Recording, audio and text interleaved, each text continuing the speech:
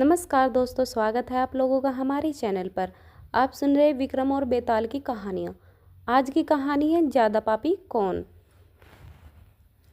उसमें राजा रूपसेन राज करता था। उसके पास चिंतामणि नाम का एक तोता था। एक दिन राजा ने उससे पूछा, हमारा ब्याह किससे साथ होगा। तोते ने कहा, मगध देश के राजा की बेटी चंद्रावती के साथ होगा। राजा ने ज्योतिषी को बुलाकर तो उसने भी यही कहा। उधर मगध देश की राजकन्या के पास एक मैना थी। उसका नाम था मदन मजरी। एक दिन राजकन्या ने उससे पूछा कि मेरा विवाह किसके साथ होगा, तो उसने कह दिया कि भोगवती नगर के राजा रूपसेन के साथ। इसके बाद दोनों को विवाह हो गया। रानी के साथ उसकी मैना भी आ गई। राजा रानी ने तोता मैना का ब्याह करके उन्हें एक पिंजड़े में रख दिया। एक दिन की बात की, तोता मैना में बहस हो गई। मैना ने कहा, आदमी बड़ा पापी है, दगाबाज और अधर्मी। तोते ने कहा, स्त्री झूठी, लालची और हत्यारी होती है। दोनों का झगड़ा बढ़ गया तो राजा ने कहा, क्या बात है, तुम आपस में लड़ते क्यों हो। मैना ने कहा, महाराज, मर्द बड़े बुरे होते हैं। इसके बाद मैना ने एक कहानी सुनाई। ईलापुर नगर में महाधन नाम का एक सेठ रहता था। विवाह के बहुत दिनों के बाद उसके घर एक लड़का पैदा हुआ। सेठ ने उसका बड़ी अच्छी तरह से लालन पालन किया, पर लड़का बड़ा होकर जुआ खेलने लगा। इस बीच सेठ मर गया। लड़के ने अपना सारा धन जुए में खो दिया। जब पास में कुछ न बचा तो वह नगर छोड़कर चंदपुरी नामक नगरी में जा पहुंचा। वहाँ हेमगुप्त नाम का साहूकार रहता था। उसके पास जाकर उसने अपने पिता का परिचय दिया और कहा कि मैं जहाज लेकर सौदागरी करने गया था। माल बेचा, धन कमाया, लेकिन लौटते में समुद्र में ऐसा तूफान आया कि जहाज डूब गया और मैं जैसे तैसे बचकर यहाँ आ गया। उस सेठ की एक लड़की थी, रत्नावती। सेठ को बड़ी खुशी हुई कि घर बैठे इतना अच्छा लड़का मिल गया। उसने उस लड़के को अपने घर में रख लिया और कुछ दिन बाद अपनी लड़की से उसका ब्याह कर दिया। दोनों वहीं रहने लगे। अंत में एक दिन वहाँ से विदा हुए सेठ ने बहुत सा धन दिया और एक दासी को उनके साथ भेज दिया। रास्ते में एक जंगल पड़ता था। वहाँ आकर लड़के ने स्त्री से कहा, यहाँ बहुत डर है, तुम अपने गहने उतारकर मेरी कमर में बांध दो। लड़की ने ऐसा ही किया। इस लड़के ने कहारों का धन देकर डोले को वापस करा दिया और दासी को मारकर कुएं में डाल दिया। फिर स्त्री को भी कुएं में पटक कर आगे बढ़ गया। स्त्री रोने लगी। एक मुसाफिर उधर जा रहा था। जंगल में रोने की आवाज़ सुनकर वह वहाँ आया। उसे कुएं से निकालकर उसके घर पहुँचा दिया। स्त्री ने घर जाकर माँ बाप से कह दिया कि रास्ते में चोरों ने हमारे गहने छीन लिए और दासी को मारकर मुझे कुएं में ढकेल कर भाग गए। बाप ने उसे ढांढस बंधाया और कहा कि तुम चिंता मत करो, तेरा स्वामी जीवित होगा और किसी दिन आ जाएगा। उधर वह लड़का जेवर लेकर शहर पहुंचा। उसे तो जुए की लत लगी थी। वह सारे गहने जुए में हार गया। उसकी बुरी हालत हुई तो वह यह बहाना बनाकर कि उसके लड़का हुआ है, फिर अपनी ससुराल चला गया। वहां पहुंचते ही सबसे पहले उसकी स्त्री मिली। वह बड़ी खुश हुई।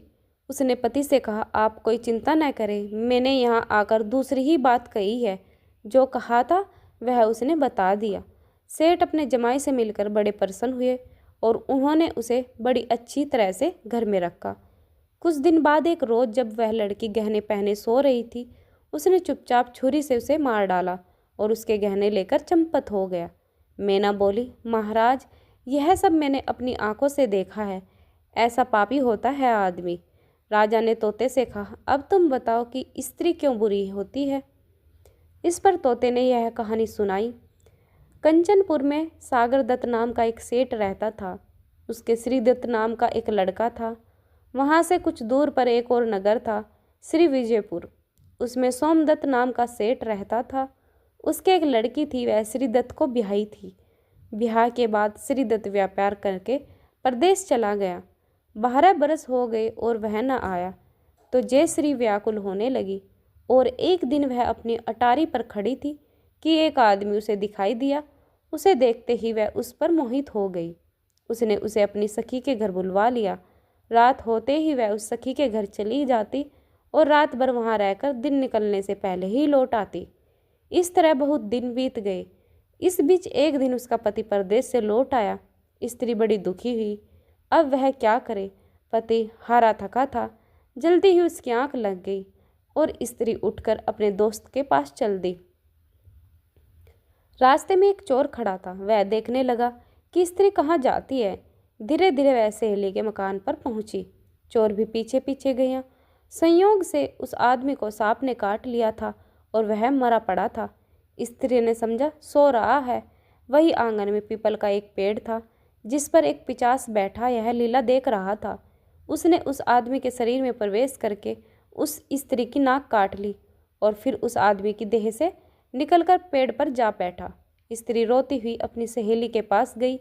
सहेली ने कहा कि तुम अपने पति के पास जाओ और वहाँ बैठकर रोने लगो। कोई पूछे तो कह देना कि पति ने नाक काट ली। उसने ऐसा ही किया। उसका रोना सुनकर लोग इकट्ठा हो गए। आदमी जाग उठा। उसे सारा हाल मालूम हुआ तो वह बड़ा दुखी हुआ। लड़की के बाप ने कोतवाल को खबर दी। कोतवाल ने उन सबको राजा के पास ले गया। लड़की की हालत देखकर राजा को बड़ा गुस्सा आया। उसने कहा इस आदमी को सूली पर लटका दो। वह चोर वहाँ खड़ा था। जब उसने देखा कि एक बेकसूर आदमी को सूली पर लटकाया जा रहा है तो उसने राजा के सामने जाकर सब हाल सच सच बता दिया। बोला अगर मेरी बात का विश्वास न हो तो जाकर देख लीजिए, उस आदमी के मुंह में स्त्री की नाक है। राजा ने दिखवाया तो बात सच निकली। इतना कहकर तोता बोला हे राजा, स्त्रियां ऐसी होती हैं। राजा ने उस स्त्री का सिर मुड़वाकर गधे पर चढ़ाकर नगर में घुमवाया और शहर से बाहर छुड़वा दिया। यह कहानी सुनकर बेताल बोला राजा बताओ कि दोनों में ज़्यादा पापी कौन है। राजा ने कहा स्त्री। बेताल ने पूछा कैसे। राजा ने कहा मर्द कैसा ही दुष्ट हो उसे धर्म का थोड़ा बहुत विचार रहता ही है, स्त्री को नहीं रहता, इसलिए वह अधिक पापीन है। राजा के इतने कहते ही बेताल फिर पेड़ पर जा लटका। राजा लौट कर गया और उसे पकड़ कर लाया। रास्ते में बेताल ने 5वीं कहानी सुनाई। लड़की किसको मिलनी चाहिए। बेताल ने सुनाई कहानी। उज्जैन में महाबल नाम का एक राजा रहता था। उसके हरिदास नाम का एक दूत था जिसके महादेवी नाम की बड़ी सुंदर कन्या थी। जब वह विवाह योग्य हुई तो हरिदास को बहुत चिंता होने लगी। इसी बीच राजा ने उसे एक दूसरे राजा के पास भेजा।